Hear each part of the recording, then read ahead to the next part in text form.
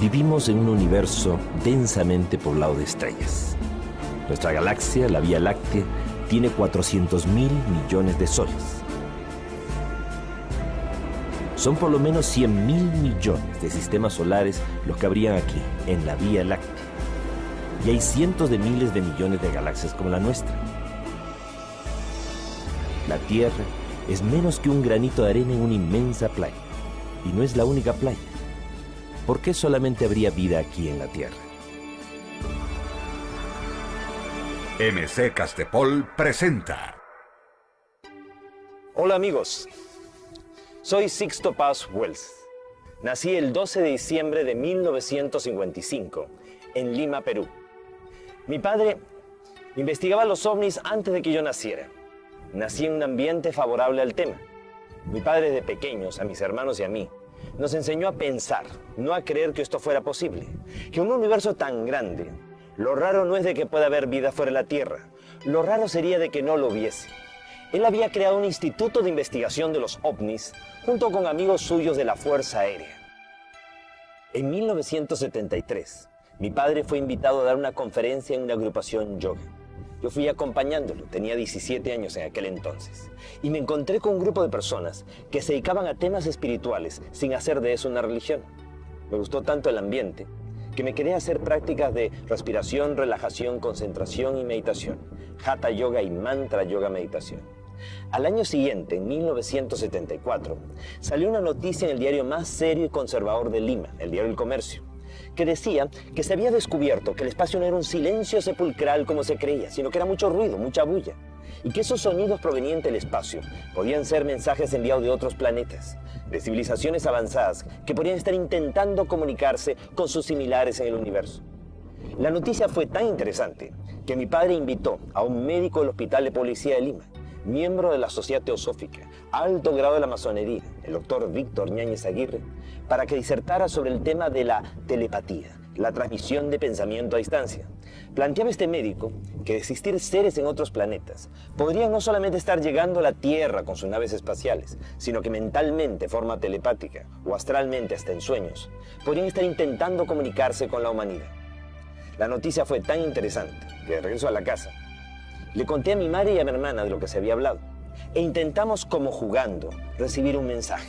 Mi madre, mi hermano y yo nos sentamos en torno a una mesa, pusimos unas hojas de papel y un lápiz y acordamos que al primero que le viniera a la mente una idea que considerara que no fuera suya, la iba a anotar en el papel y después íbamos a ir concatenando las ideas buscando un probable mensaje. Hicimos prácticas de meditación y de pronto, al cabo de unos 15 minutos de una meditación muy profunda, vino en mí un deseo irrefrenable de escribir. Una ansiedad tal que me llevó a abrir los ojos, estaba totalmente consciente, no estaba en estado de trance alguno. Y de pronto comencé a escribir a gran velocidad. Sentía en mi mente como que me hablaban al oído, como que me decían, sala de hogar buena para hacer la comunicación. Me llamo Oxal, soy de Morlen, ustedes le llaman Ganímedes, una de las lunas de Júpiter. Podemos tener contacto con ustedes, pronto nos verán. Naturalmente yo no creí que esto fuera real, pensé que era producto de mi imaginación. Sin embargo, mi madre y mi hermana me dijeron que habían recibido lo mismo, solo que no lo habían escrito. Yo lo había redactado simultáneamente en la medida en que lo iba recibiendo mentalmente. Era una psicografía, el fenómeno de escritura automática. Al día siguiente, con un grupo de amigos, repetimos el experimento y pedimos una prueba. Fuimos el 7 de febrero de 1974 al desierto de Chilca, al sur de Lima, donde el mensaje supuestamente nos estaba citando.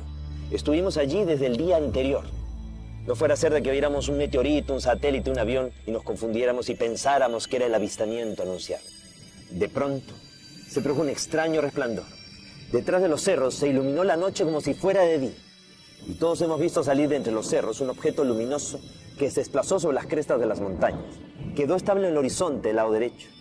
El grupo que estaba disperso empezó a congregarse y todos empezamos a confrontar. Tú lo ves, yo también, ¿qué es esa luz? Cuando de pronto comenzó a ir descendiendo, hasta que se colocó a una altura de unos 80 metros. Proyectó una luz como de mediodía. Era un objeto en forma de disco con una media docena de ventanitas. Todos sentimos pánico, terror. Nunca habíamos sentido tanto miedo como aquel instante. Y todos captamos en nuestra mente como que nos decían que no bajaban ese momento, porque nosotros no podíamos contener nuestras emociones, de que habría un tiempo y un lugar. Meses más tarde la nave aterrizó en el desierto y los vimos físicamente. seres de aspecto antropomorfo, humanoides, similares a nosotros. La comunicación inicialmente fue de tipo telepático. Si todo hubiese quedado allí, no hubiera tenido la menor trascendencia.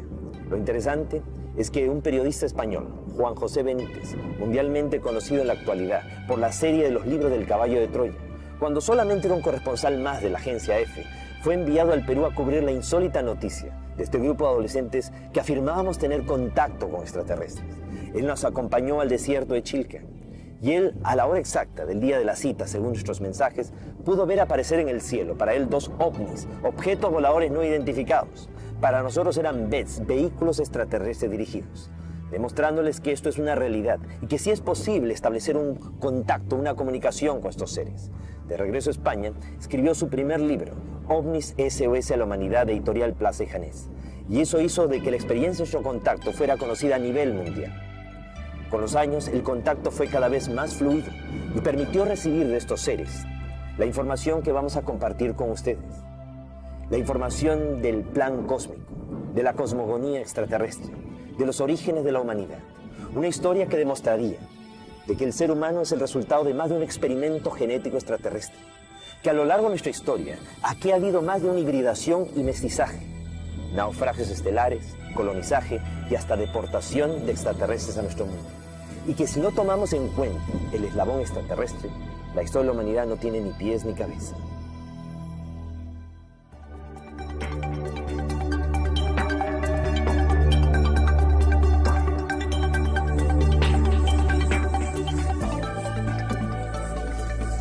OVNIS. Nuestro pasado extraterrestre. El plan cósmico.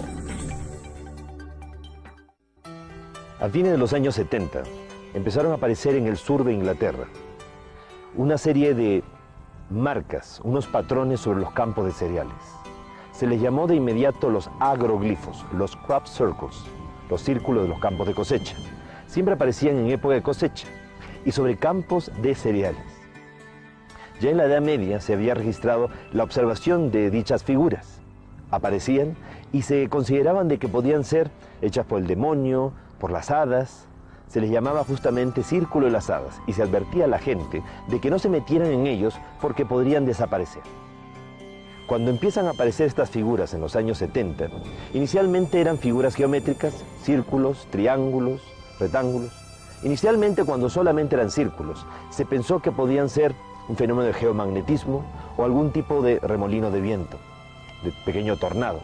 Pero cuando ya las figuras se fueron tornando más complejas, estéticamente más bellas y más grandes, ya realmente hubo un interés, una preocupación por investigarlas. Y más aún cuando se dieron cuenta que las espigas no estaban más que dobladas. O sea, no estaban rotas, no era el fraude de una persona que las había pisado o algo demasiado violento, sino algo tan sutil que simplemente las había doblado y había una extraña como mutación en los cristales de los granos de las espigas, lo cual demostraba que había habido una fuerza magnética, una energía que había plasmado las figuras. Era un mensaje del cielo aquí en la tierra. Logró videograbarse el momento mismo, en 1996, en Oliver Castle, que unas esferas luminosas comienzan a revolotear sobre los campos de cosecha e imprimen en fracciones de segundo este tipo de figuras. El 17 de agosto del año 2001, nuevamente al lado del radiotelescopio Shilbolton, aparecen un juego de 2 figuras. Inicialmente un rostro gigantesco tridimensional. A nivel del suelo no hay nada que nos haga pensar que ahí hay un rostro. Simplemente son montoncitos de trigo amontonados. Pero ese rostro no nos es desconocido. Es el mismo rostro de Sidonia en Marte. Aquel rostro que fue descubierto en una montaña sobre la superficie de Marte. ¿Y qué es la otra figura? Una figura rectangular que termina siendo la respuesta a un mensaje que fue enviado de la Tierra el 16 de noviembre de 1974. En aquella ocasión, Frank Drake, el amigo de Carl Sagan, utilizando el gran radiotelescopio de Arecibo en Puerto Rico, envió una onda de radio al cosmos, al espacio, a la M13, a la gran nebulosa de Hércules, a 24.000 años luz de distancia, con la esperanza de que si alguna vez alguna civilización inteligente la captara, nos respondiera. Las ondas de radio viajan a la velocidad de la luz, casi 300.000 kilómetros por segundo. Esa onda de radio se demoraría 24.000 años en ir, y si nos respondían, la respuesta llegaría después de 48.000 años. ¿Quién estaría para recibir la respuesta? Sin embargo, la respuesta llegó no después de tanto tiempo, sino después de 27 años. Y no a través de ondas de radio, sino a través de una impronta, una impresión sobre los campos de cereales. La figura se puede ver claramente que estos seres conocen los mismos elementos de la comunicación aquí en la Tierra. En este caso, el lenguaje universal de los números, de las matemáticas. También los mismos compuestos para la vida. En cuanto al código genético, hay variaciones. Del lado paterno está mutado o variado, lo cual demuestra que sería una suerte de seres transgénicos. O nosotros somos la variación para ellos. La estatura promedio de estos seres, por lo menos los que aparecen en este diseño, 1,20 m, pequeños con cabeza grande, como muchos de los seres que han sido observados en diversas partes de nuestro mundo. En cuanto a su ubicación en su sistema solar, a partir de su Sol, estarían ocupando el tercero, cuarto y hasta las lunas de su quinto planeta. Pero si nos fijamos bien, tiene 9 planetas en torno a su Sol. Demasiada coincidencia con nuestro sistema solar. ¿O es que no nos están respondiendo de fuera del sistema solar, sino desde dentro de nuestro propio sistema? Y ellos tendrían bases en la Tierra, en Marte y en las lunas de Júpiter. En cuanto a la fuente de emisión del mensaje, no es un radiotelescopio, obviamente. Eso sería una forma muy primitiva de comunicación para ellos. La forma es, en este caso, los mismos círculos concéntricos y tangenciales que aparecieron un año antes, del año 2000, en el mismo lugar. Y lo que representarían que estos seres, para comunicarse con nosotros y responder, viajaron a través del tiempo y del espacio, a través de pliegues cósmicos, a través de puertas interdimensionales, ya que ellos dominan el espacio-tiempo. Y el que muchas de las figuras que están apareciendo en el sur de Inglaterra y en más de 25 países estén relacionados con los últimos descubrimientos de la ciencia, muestra de que hay un seguimiento, hay una supervisión por parte de ellos. Hay una inquietud de que el ser humano recuerde mucho de una información que ya se encontraría en nuestra propia genética, ya que si nosotros fuimos sembrados en este planeta, pues simplemente lo que nos toca es recordar.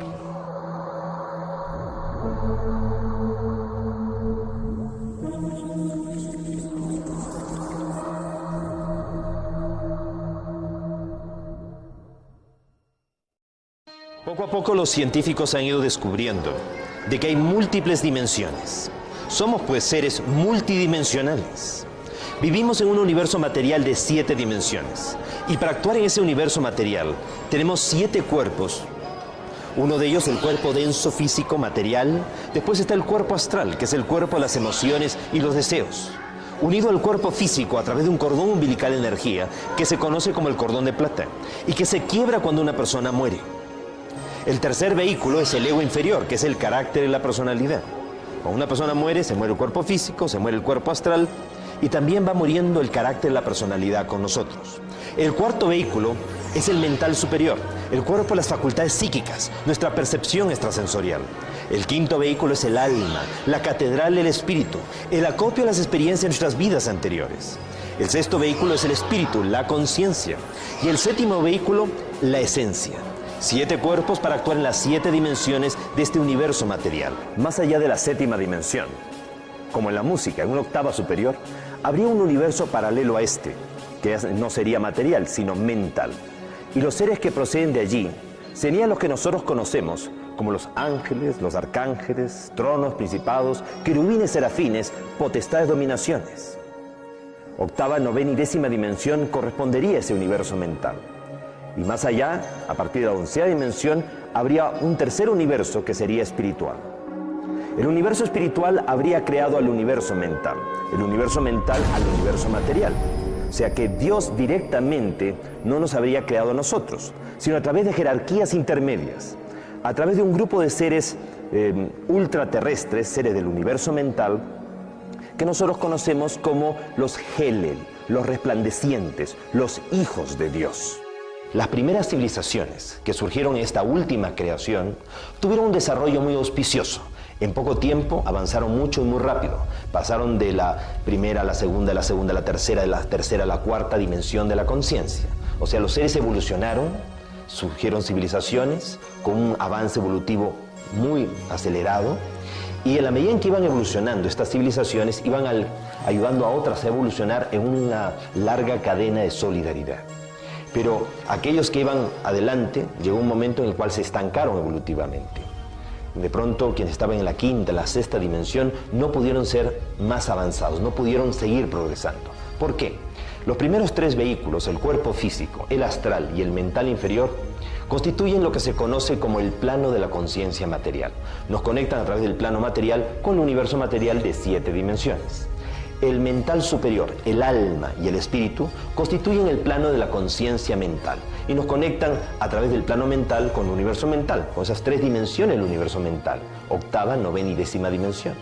Y el séptimo vehículo, que también podríamos dividirlo en 3, voluntad, sabiduría y amor, nos conectan a través del plano espiritual con el universo espiritual que sería de la 11ª dimensión para adelante. Aquellas civilizaciones que han alcanzado pues la tercera, la cuarta, la quinta, la sexta dimensión de la conciencia, no solamente han evolucionado a nivel de la conciencia material, sino también a nivel de la conciencia mental.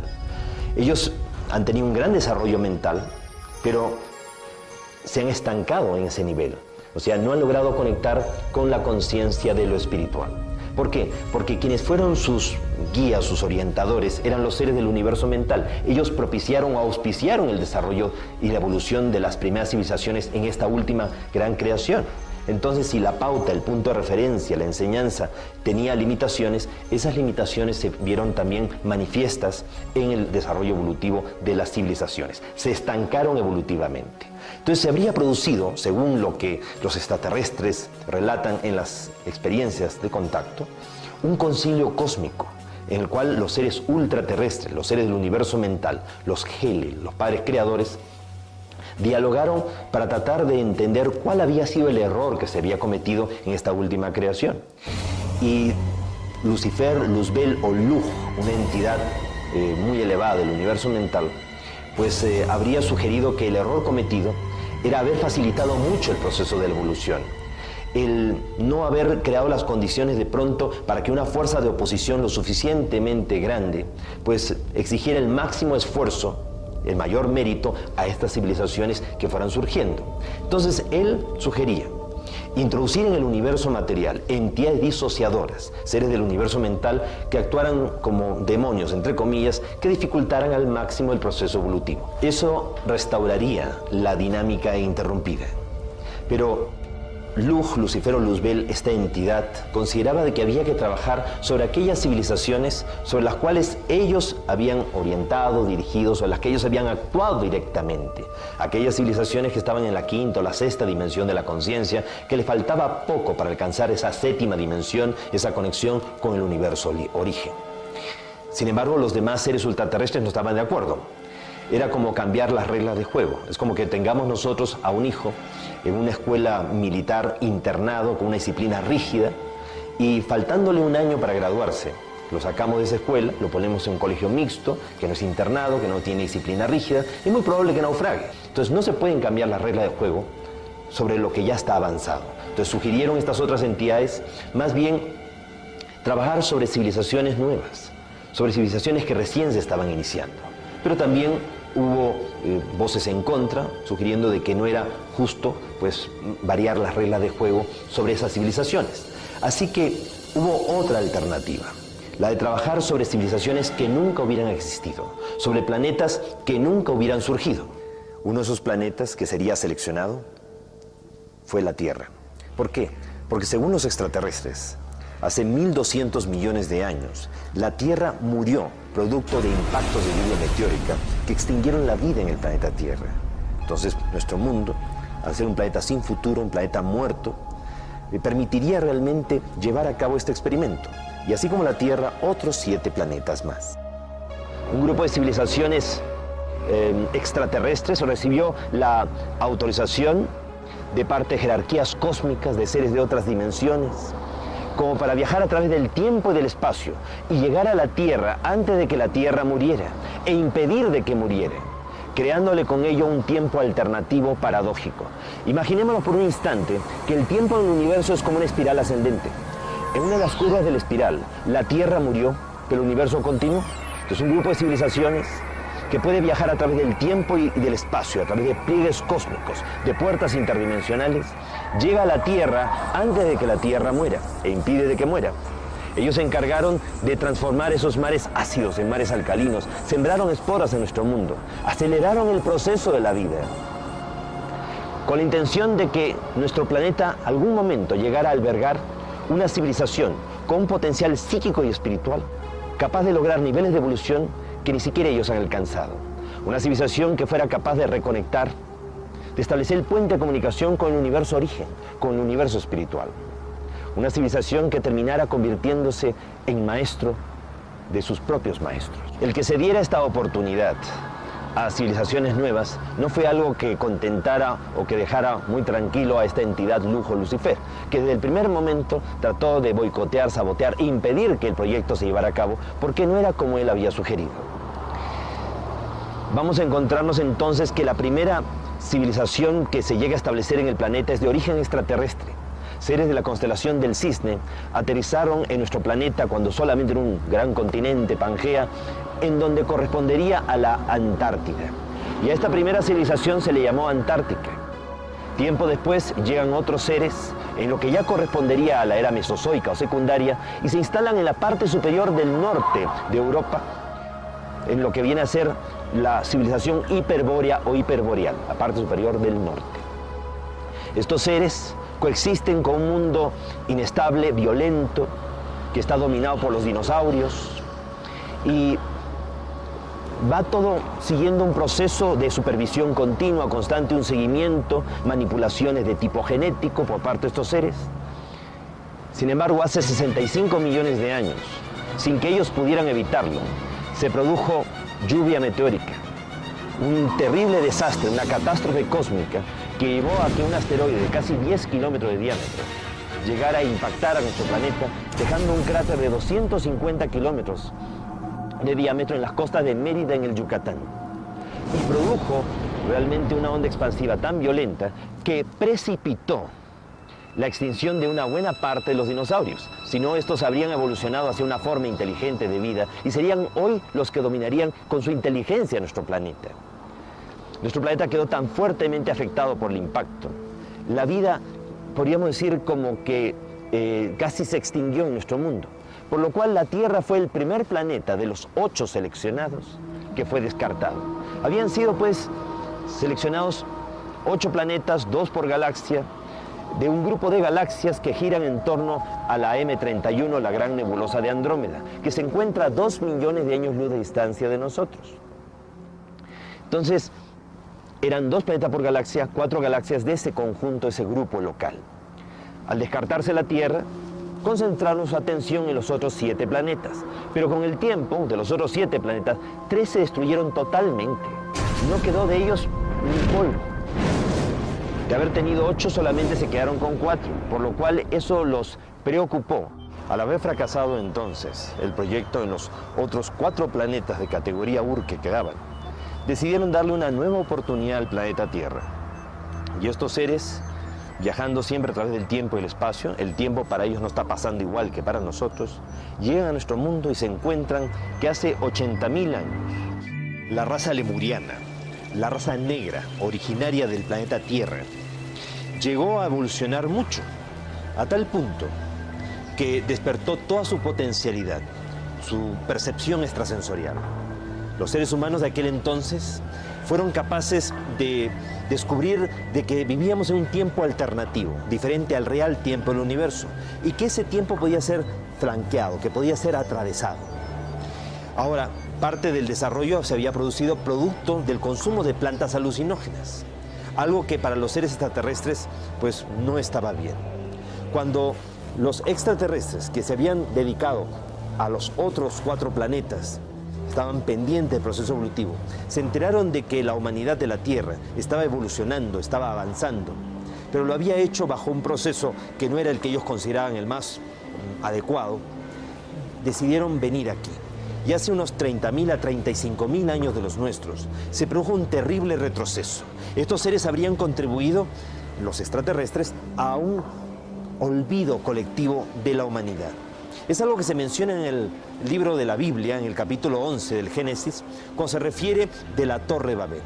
Hubo una época de la historia de la humanidad en que los seres humanos hablábamos un solo idioma, o sea, teníamos desarrollado la telepatía, la percepción extrasensorial, y habíamos sido capaces de construir una escalera al cielo, o sea, una conexión con lo superior, con esas otras realidades.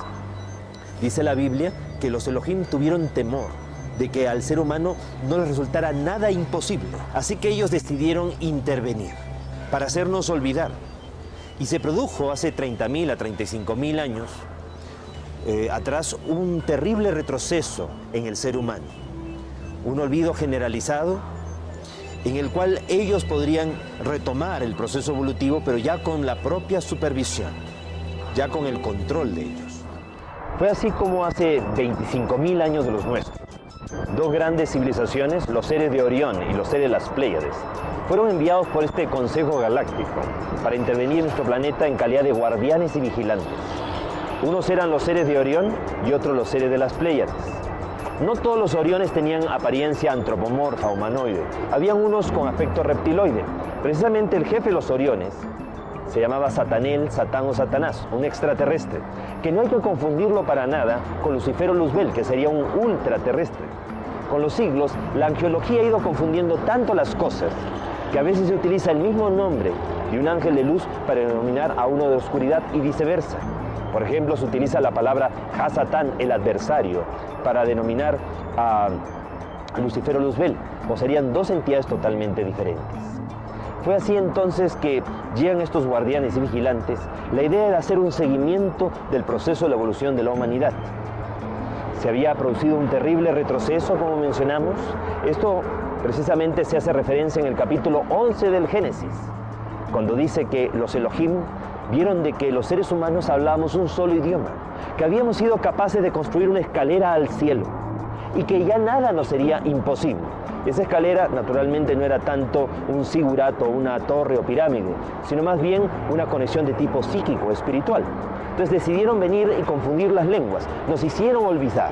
Ese olvido sería el terrible retroceso que nosotros pues ya registramos en esta historia del plan cósmico. Entonces la responsabilidad de los guardianes y vigilantes recayó sobre la persona de este Satanel, que también era un leal seguidor de las enseñanzas o de las directrices de Lucifero Luzbel. En un determinado momento, Satanel consideró que si el proyecto había fracasado en los otros 7 planetas, y aquí los experimentadores desde un inicio habían perdido el control sobre el experimento, y como podíamos poner en peligro el orden cósmico, el orden establecido, mejor era cancelar el proyecto y terminarlo, que no continuara aquí en nuestro mundo. No todos los guardianes y vigilantes estuvieron de acuerdo con esta postura, y unos se mantuvieron fieles al plan cósmico y otros en contra. En aquel entonces se produce una especie de tensión, de crisis entre los guardianes. Inicialmente fue a nivel teórica, pero posteriormente pasó a ser una verdadera guerra de galaxias, cuyos ecos todavía resuenan en el universo. La Biblia nos habla de la guerra de los hijos de la luz contra los hijos de la oscuridad, la guerra de los ángeles.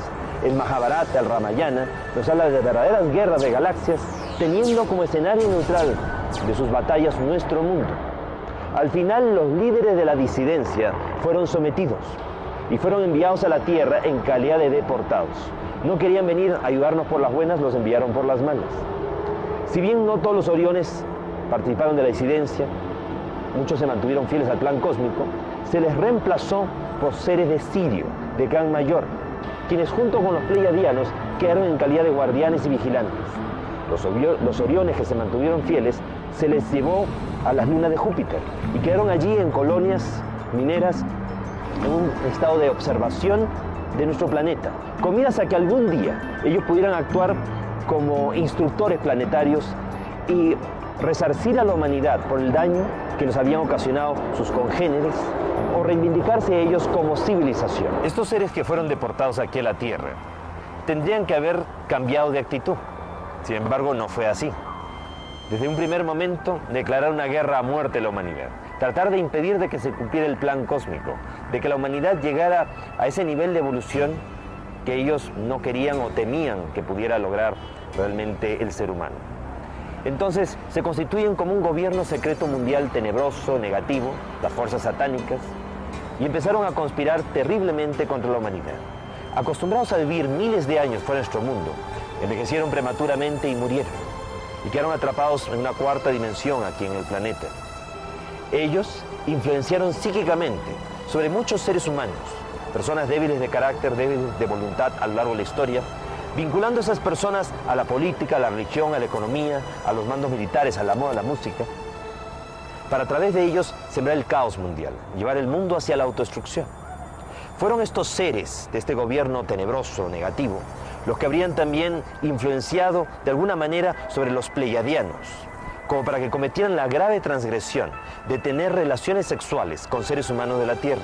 Fue Semiasaz, el jefe de los 200 pleiadianos, que habrían tenido contacto sexual con los seres humanos de la Tierra. Es lo que se menciona en el libro del Génesis capítulo 6 cuando dice: cuando los hombres comenzaron a poblar la tierra engendraron hijas, y viendo los hijos de Dios, los ángeles del cielo, que las hijas de los hombres eran hermosas ante sus ojos, tomaron de entre ellas cuantas quisieron y procrearon de estas los antiguos héroes de antaño. Fueron así pues estos 200 extraterrestres los que habrían tenido contacto sexual y se habrían producido híbridos, mestizos, que fueron reunidos en un grupo de 10 islas, la mayor de ellas, la isla de Undal, en el Océano Atlántico. Allí establecieron su capital en Poseidonis o Poseidópolis, tal como lo menciona Platón en sus diálogos, el Critias y el Timeo, y también en la República. Fue tal el conocimiento y la tecnología recibida de parte de los padres extraterrestres hacia los atlantes, que eso le permitió a ellos desarrollar grandes laboratorios de experimentación. Ellos manipularon los cerebros y la genética de delfines y ballenas, lo que habría contribuido al avance de estos seres. También le permitió a los atlantes viajar más allá de nuestro planeta, viajar hacia las estrellas. Ellos habían tenido la intención de establecer colonias en Maldek, Tir, Mayona, un planeta que existiría entre Marte y Júpiter, y utilizarían Marte como trampolín para poder llegar allí. Como esto iba a permitir que los atlantes se alejaran del proceso evolutivo de nuestro planeta y no lo afectaran, pues también se les colaboró, se les permitió. Por eso encontramos en Marte un rostro gigantesco descubierto en 1976 por las sondas Vikingo 1 y Vikingo 2 en la zona de Sidonia, también pirámides en la zona de Eliseo y lo que parecen ser ruinas de grandes ciudades en la zona de Utopia. Los atlantes habrían coexistido con una raza originaria de Marte que viviría en el subsuelo de Marte, quienes habrían recibido a los atlantes con curiosidad. La tecnología recibida, el gran avance desarrollado por los atlantes, llevó a una serie de destrucciones de esta civilización. Es más, ellos atrajeron a un asteroide de órbita errática, llamado en aquel entonces Marduk, que habría impactado contra Tir, Mayona o Maldek, y la lluvia meteórica generada habría impactado y destruido las colonias que se habían establecido en Marte. Toda esa lluvia meteórica habría alcanzado la Tierra, primero impactando contra la Luna. En aquel entonces la Tierra atrapó dos grandes fragmentos que quedaron como lunas adicionales, de tal manera que en un momento en la historia planetaria tuvimos 3 lunas. Esas 2 lunas adicionales habrían sido posteriormente absorbidas por el planeta. Una de ellas impactó en el Océano Pacífico, dejando como huella de impacto la fosa de las Filipinas de 11 kilómetros de profundidad. Tiempo más tarde, la otra luna también cae e impacta en el Océano Atlántico, en el Caribe, dejando como huella de impacto la fosa de Puerto Rico de 9 kilómetros de profundidad y creando una zona de aberración magnética donde las líneas de fuerza que van de polo a polo de nuestro mundo tienden a enrollarse y se forman remolinos, vórtices de fuerzas electromagnéticas que colapsan el espacio-tiempo y abren puertas hacia otras dimensiones. Estas grandes destrucciones habrían precipitado también la última gran glaciación hace 11.500, 12.000 años y habrían cubierto de hielo la Antártida, que era un continente donde se encontraba el último periodo de la Lemuria, el periodo de Mu, el mayor avance que habría desarrollado la raza negra originaria del planeta Tierra después de la intervención de los guardianes y vigilantes. Hubo entonces que evacuar, rescatar a los murianos y llevarlos fuera de allí. Se les llevó hacia Mesoamérica, hacia México, y por eso es que surge la civilización olmeca. Los últimos descubrimientos arqueológicos hechos en el estado de Guerrero, en la costa del Pacífico mexicano, demuestran que los Olmeca eran miles de años más antiguos de lo que se pensaba. Y eso explicaría por qué los rasgos negroides de esta civilización. Los Olmecas se representan también en estelas, en grandes esculturas de piedra, tripulando naves espaciales, algo que después vamos a ver repetido en la propia civilización maya.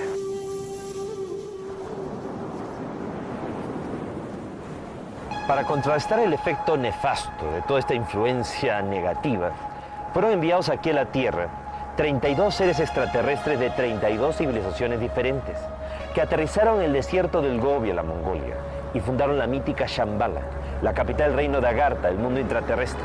Y habrían establecido una red de túneles y galerías, grandes depósitos, archivos del conocimiento, de la historia perdida de la humanidad, con miras a que algún día los hombres de buena voluntad pudiéramos acceder a dicho conocimiento. Y pudiéramos despertar conciencia, recordar cuál es esa misión dentro del plan cósmico que se nos ha asignado. Aprender a amar y enseñar a otros a amar, pero el amor en su exaltación suprema, en su esencia. Después del desastre que supuso la destrucción de la Atlántida y el último periodo de la Lemuria, los extraterrestres, los guardianes y vigilantes, decidieron acelerar el proceso de la humanidad. Y fue así que concentraron sus esfuerzos en Mesopotamia. Surge el proyecto Sumerio. Sumer o Sumeria se traduce como el país de las naves espaciales. Y es que allí se construyen las primeras pirámides, los zigurat o sicurratos, que no eran solamente torres de observación astronómica o meros templos, eran torres de descenso y ascenso de naves espaciales, tal como hoy se puede traducir de las tablillas de arcilla en escritura ideográfica, simbólica y cuneiforme que han llegado hasta nuestros días. En la época de la Sumeria, surgen pequeñas ciudades-estado, en donde los extraterrestres deciden trabajar sobre colectivos amplios de personas, dándoles una instrucción y un conocimiento, pero sin alentar dependencias. La civilización sumeria va logrando un gran desarrollo, y los propios sumerios eligen a los patesi o los ensi, representantes del pueblo, para que mantengan la comunicación fluida con los An, con los dioses del cielo, que no todo el tiempo estaban aquí, sino que venían de vez en cuando. Y cada vez que venían, pues había ese intercambio de información y conocimiento. Pero en aquel entonces, la cuarentena planetaria que ejercían los guardianes y vigilantes no era tan rígida, lo cual permitió que no solamente los An, los dioses con D minúscula del cielo, extraterrestres con buenas intenciones dentro del plan cósmico, vinieran aquí, sino también llegaran los Anunnaki, los hijos del príncipe, seres de aspecto también reptiloide vinculados a Satanel y a las fuerzas satánicas. Y de vez en cuando actuaran en nuestro mundo de una forma como muy negativa, tratando de enfrentar a los sumerios entre sí. Se produjeron grandes guerras entre las ciudades sumerias y fueron alentando el desarrollo muy violento de otros pueblos como los acadios, quienes terminaron extinguiendo o destruyendo a los sumerios.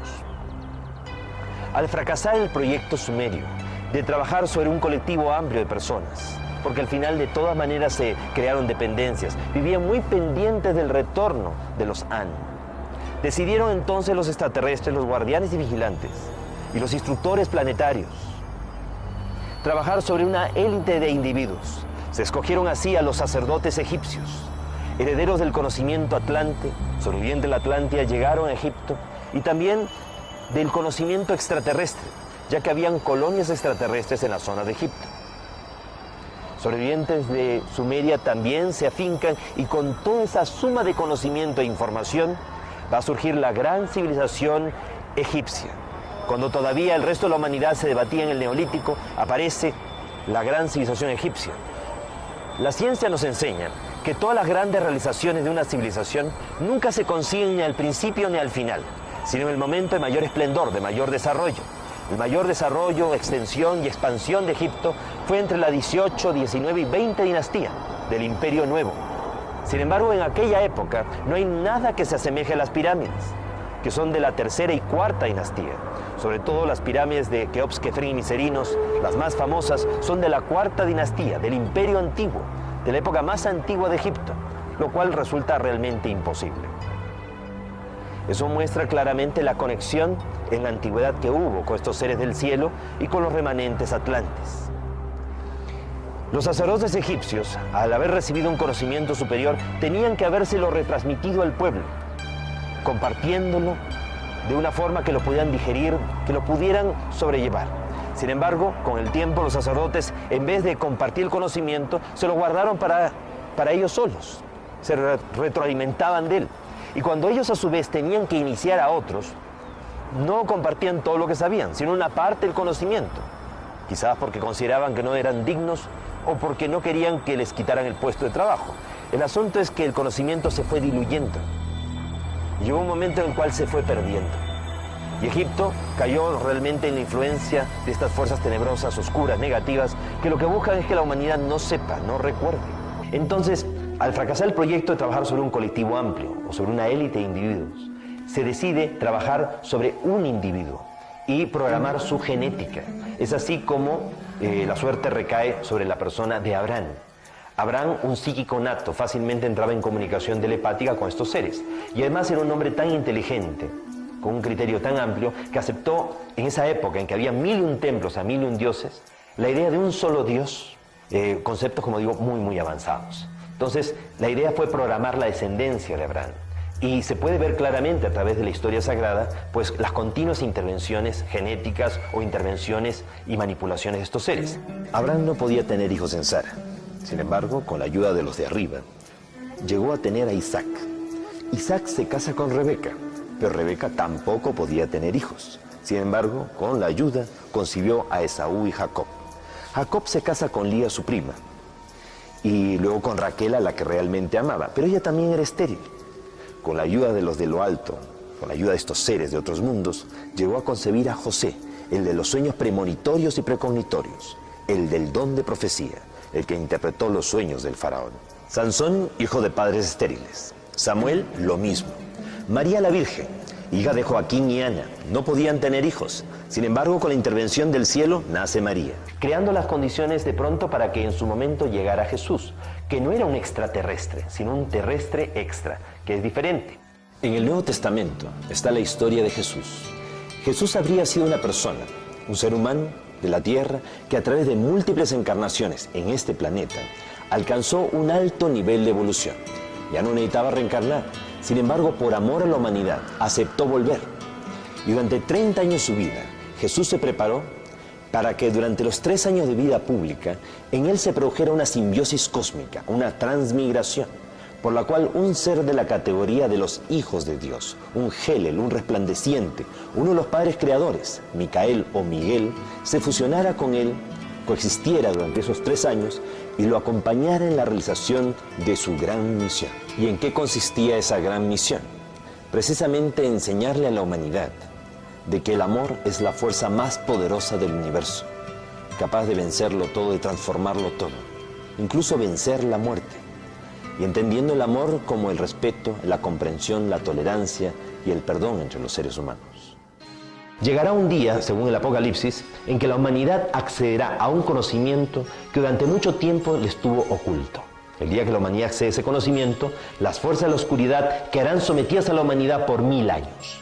Al cabo de esos 1000 años, que empezarían a partir del 22 de diciembre del año 2012, empezaría el verdadero milenio y al final de ese milenio se esperaría que la humanidad se ponga del lado de las fuerzas de la luz en una última gran batalla, la batalla de Armagedón. Pero ¿qué pasaría, digo yo, si el día que la humanidad sepa que hemos sido víctimas de una conjura cósmica, en que fuerzas extraterrestres y ultraterrestres, nuestros padres creadores y aún hasta nuestros hermanos mayores han conspirado contra la humanidad? ¿Qué pasaría si en esa ocasión, en ese momento, en vez de que la humanidad luche contra la oscuridad en un acto de amor supremo, digamos, Padre, perdónalos porque se equivocaron? Trataron de impedir la evolución del hombre sobre la tierra y por el contrario, hicieron que tuviera mayor valor, mayor significado. Fue tal la presión sobre el carbón, o sea, la humanidad, que al final la calidad del diamante fue excelente. Y se sellaría en ese momento una redención cósmica de la Tierra hacia el cosmos. ¿Qué es lo que se espera que ocurra en los próximos años? Se espera que la humanidad acceda a un conocimiento que estuvo oculto, que salga a la luz mucha información que ha sido ocultada por parte de los gobiernos y las religiones. Y ese salir de la oscuridad hacia la luz, ese despertar, va a ser tan violento que mucha gente no lo va a poder resistir. Así que en los próximos meses, en los próximos años, se va a accesar a mucha información. Entre las cosas que la humanidad va a descubrir, va a ser de que estamos en un tiempo alternativo, paradójico, que no estamos en el tiempo real y que nos estamos acercando a una reconexión, a una sincronización de los tiempos. En los próximos meses, en los próximos años, vamos a ver un aceleramiento de todo el potencial psíquico, en sueños y conscientemente.